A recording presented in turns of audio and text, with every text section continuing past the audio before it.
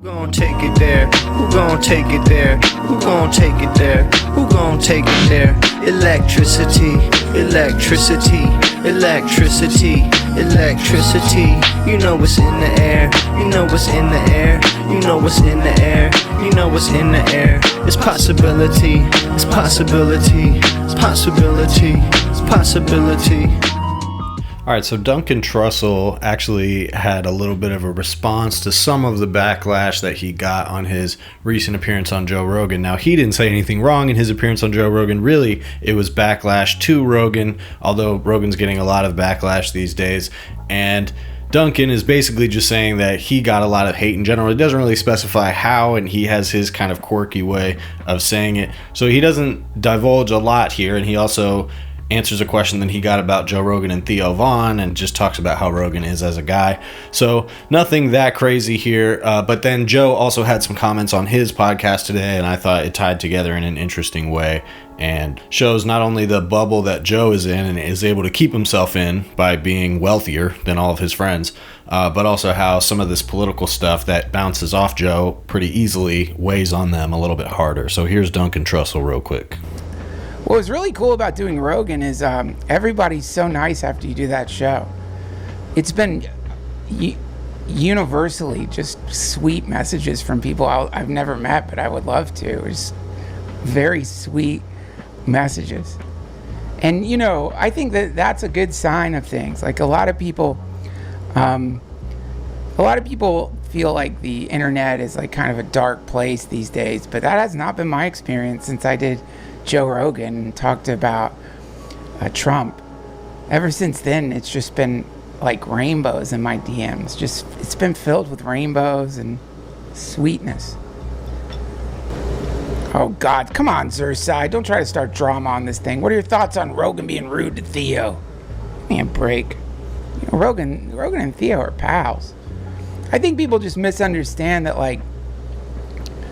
that what's happening on that show, especially with like comics that are friends with Joe, is like, it's just like, it's exactly like people hanging out. It's just off camera and on camera are pretty much the same thing, you know, within reason. And, you know, I'm pretty sure that if Theo didn't want that thing in the podcast, Rogan would have taken it out. So, I don't know. I know they're pals. Yeah, so as I said, Duncan is pretty fried in general, and I actually like his approach to dealing with this. He's trying to make it like, yeah, there's nothing negative or scary about the internet at all. It's all positive. That's his kind of thing, you know, manifesting or trying to put positive energy out into the world. And so I appreciate that about Duncan. I think a lot of people do. And there are contradictions that come when, you know, you're associated with a guy like Joe Rogan, who's associated with people like Peter Thiel and Palantir. And Duncan has been a little bit weird about Palantir and Peter Thiel as well, trying to kind of defend Joe for being cozy with them and being like, well, I mean, look, are these the worst people in the world? And I think that's what happens naturally when you get closer in proximity to people, as you start to see things in a more nuanced way in terms of who they are, etc. But you might be missing from the outside perspective what it is, the kind of effect that they're having on the world. And so you might be impressed with somebody like Peter Thiel, or be impressed with the fact that you're getting invited to parties associated with Peter Thiel because you're friends with Joe Rogan. And so it might incentivize you to detach yourself a little bit from the idea that those Palantir technologies are being used in Gaza and now Lebanon, etc. And Duncan did bring that up on Joe Rogan, as did Theo. And so that's the interaction that Duncan is now talking about. Oh, Joe's being rude to Theo. And that's because that clip circulated widely. I talked about it a lot as well. Joe Rogan saying, we got to get you off those meds, blah, blah, blah. Theo has come out since then, said, hey, that was out of context. And we were talking earlier about how I want to get off the meds. And so Joe was just referring to that. But it's funny, I think that Joe is increasingly becoming controversial even within his own sort of demographic, his own target audience.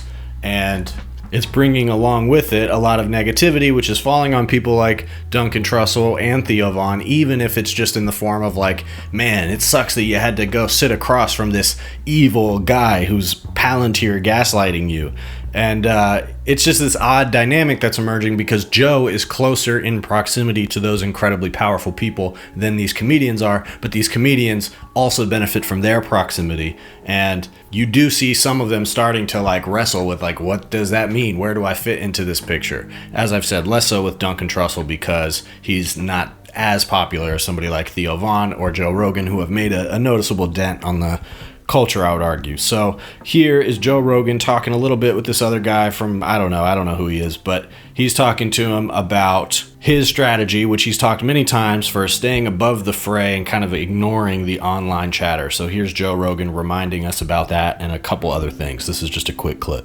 The two things that I've done that are really important is not pay attention to much online talk about me and just follow my interests and my instincts. Like I book the whole thing entirely on instinct.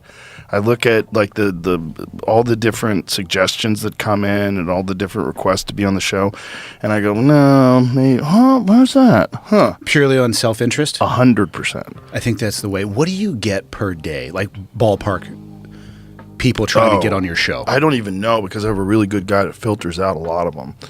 I bet it's got to be in the hundreds. Yeah, I'm sure. Yeah, but he filters out a lot of them, and it gets down to, like what he knows me really well, and so he, sends me like some physicist is working on some new thing, some quantum thing, this, that, the other thing. Like there's a new person that's doing this, and there's new research on that. And then so we've heard this before. Kind of this is a familiar refrain of his about not reading the comments and never diving too deep into what people are saying about him and just kind of continuing with his momentum. And I kind of get where he's coming from on this because with the way the internet works, especially social media style things, there's just so much input that especially somebody at his size, you can only take in so much feedback. And I do think it's the best way to maintain one steady course is to not listen too much to outside input.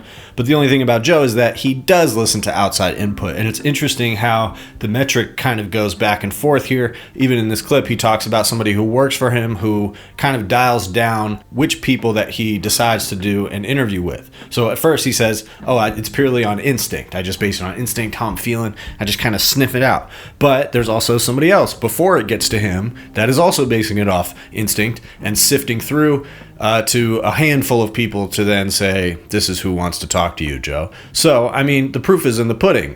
What we've gotten over the years is a steady stream of right-wing and in some cases, validly challenging the status quo, people who are experts or interesting scientists or something.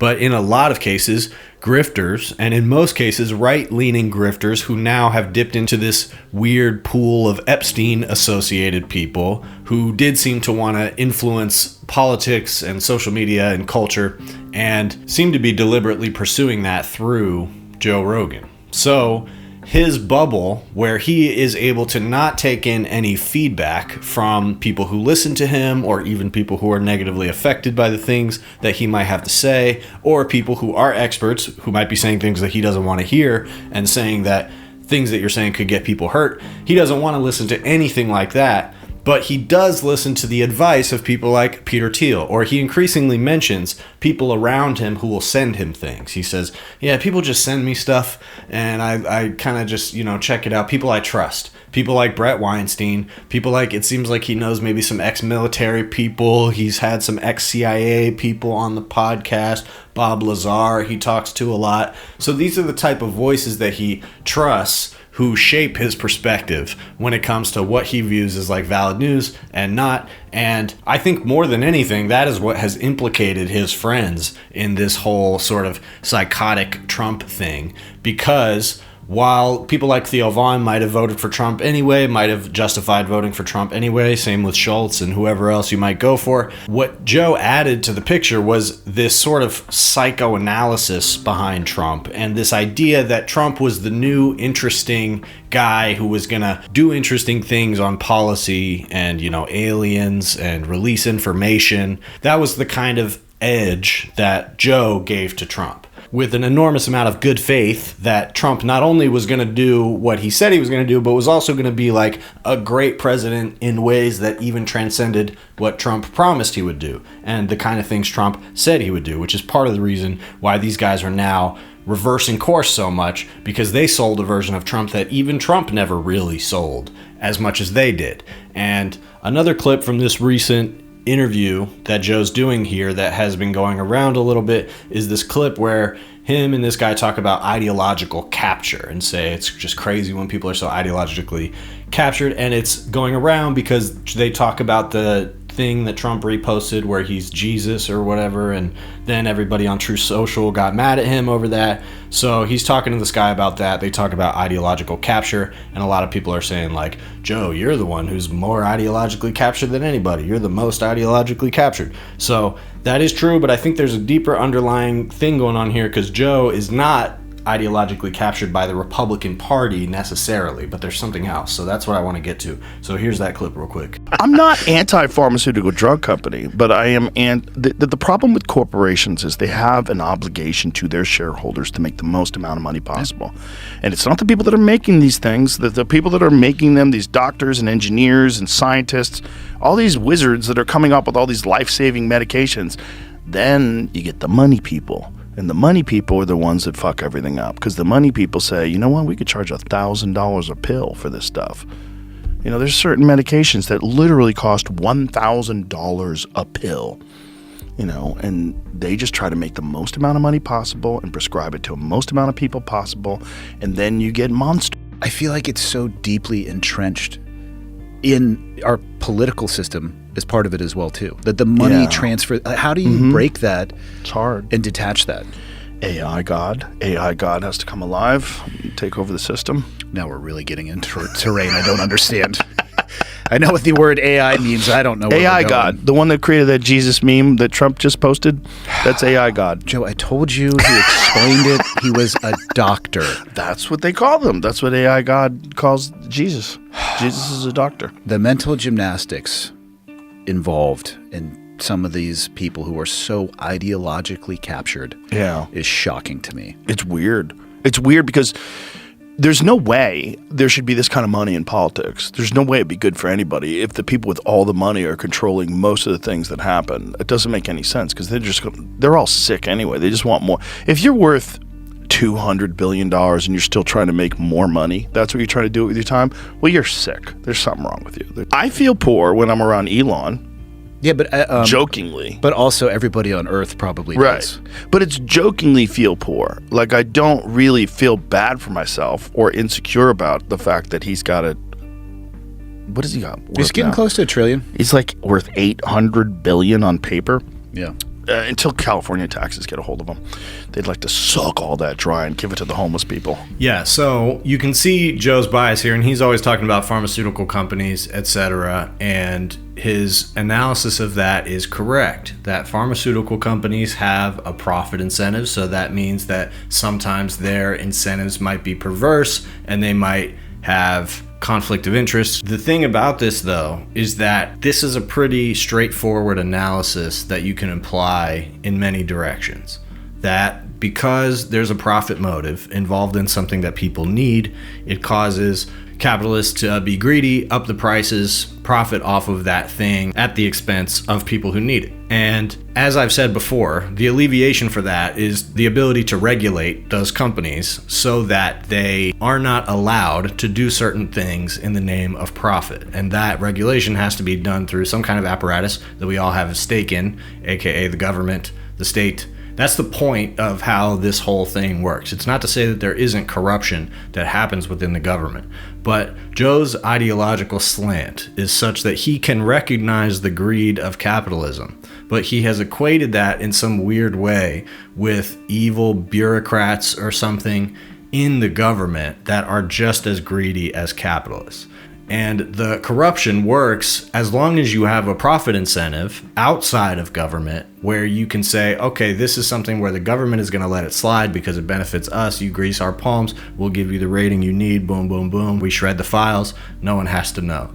but the profit motive has to be there in the first place. And you see Joe pivot at the end here. He goes from saying, if you have billions and billions of dollars and you keep wanting more, that's a sickness. And then he says that he feels poor around Elon Musk and that California wants to take all his money and give it to poor people. So it's just a bizarre array of thought processes that he has here that do in fact contradict each other. And I think many people have this same kind of contradiction in the way they think about government or whatever. But Joe contradicted himself within like a few sentences here. And the allegiance that he has is to the billionaires that he knows, that he genuinely feels like are just cool people that are just pursuing cool things. And he's totally fallen for that. And he does not view the accumulation and the permanent class ascendance that some people that he now knows and openly talks about knowing are experiencing, and especially in this community in Texas where they're all there because they have to pay less taxes. And so that's what I'm seeing every time I see Joe point to a problem that I would point to, or make the same point that I would make about ICE or something like that, show a similar perspective that I would, is that when it comes down to it, Joe seems to have developed a fundamental opposition to the idea of government administered solutions, government administered programs, taxing the rich in order to create distributed welfare programs of any kind. Joe just now has an aversion to that. And he's pretty chill these days because he got what he wanted with Trump and things are looking bad. And so he shows some conscience sometimes, a little, but for the most part, things are chill. But if just the most moderate Democrat were to get in charge again and start with some pretty modest programs of taxation or whatever, Joe Rogan would be losing his mind. And he's going to lose his mind once that inevitably happens, because the only way to move forward after the complete corruption frenzy that has happened under Trump. Because if we've let in these ideologues who believe that that money that was taxed from the American people at large and some from the rich should be redistributed mostly to the wealthy through contracts, through tax cuts, through tariffs even, and we still have all the same problems that we started with under Trump, and many have gotten worse because he's gotten us into wars, etc. There's going to be no answer but to spend a lot of money solving a lot of problems. We're going to have to be aggressive about it. We're going to have to be fast about it. And whoever's going to win and take back the political momentum in this country whenever there's an opportunity to do so is going to be running on a message like that. It's inevitable. People like Joe Rogan are going to push against it as much as they can. I honestly think that by the time we get to that point, people will be ready for solutions like that and won't be as susceptible to this like anti-government narrative. But it's definitely true that there needs to be a better, more positive vision of what government can be, because there's no other option. We had the tear government apart option with Trump, but really they haven't even done that. They've just made it an uglier, more brazen, more violent on the face of it government. And people in America already don't trust the government for shit anyway. And that's how you get weirdos like Joe Rogan, and how you get such a market of people that make a weirdo like Joe Rogan as rich as he is. So I do think Joe Rogan and his friends will be fine if they kind of just continue to ignore the noise and go along with the system, maybe offer some criticisms here and there, but don't make too much noise. Joe was shaking hands with Trump the other day. He has no intention of going against Trump because he likes that he can shake hands with the guy and get a little whisper in his ear, and who knows what the fuck was said to him. I don't think Joe has revealed that. He might at some point. And Trump posting that thing, that picture of him as Jesus, kind of him doing the same thing, because it's in the middle of him, being under fire by Tucker for disrespecting Christians, and he's getting a little bit more of that flack. He doubled down, which did actually end up pissing off his own base on Truth Social. He had to delete it. So I don't know if he's going to keep going down that path. I just don't think he gives a fuck. And yeah, I mean, that is kind of the mentality that works. If you just keep posting and just keep rage baiting, especially in those right-wing spaces, then you can just kind of keep floating. And yeah, I think Joe is a lot more insulated than that from his friends, which is the reason why you see Theo spazzing a little bit. You see Duncan a little bit more frazzled by the feedback than Joe seems to be on the regular. And I mean, that's the mentality, that's the worldview that they traffic in. When it comes to Kanye, I'm not seeing any reason to think that his beliefs have shifted even a tiny inch, but it's possible that he's back on this medication that's making him feel like it's less worth it to be the one dedicating his life to Hitler and going and Sieg Heilen and Nazi insignias and all the shit that he was doing.